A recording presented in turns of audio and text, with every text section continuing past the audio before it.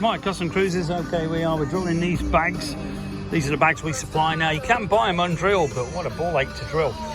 What we do is make a nice bracket like this. This is a map of the back, and then we've got to drill a hole for the lock. Because the lock's obviously, we'll take this apart, take the lock out, and then we've got to drill a hole in here using these hole saws like this.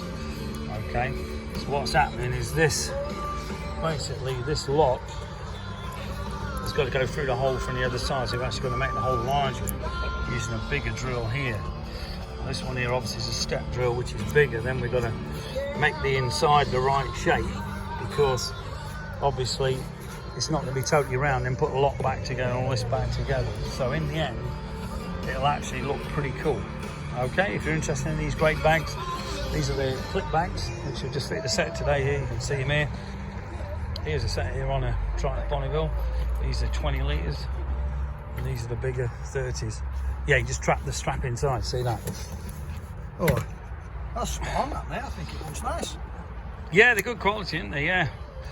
Yeah, you can trim the edge up a bit more inside if you want. I've sort of, you know, get a little file and just smooth it a bit better, but it should be okay. Oh, yeah. But you can see here the idea, okay? But just a quick video on actually how to drill these things, because I've never done it before.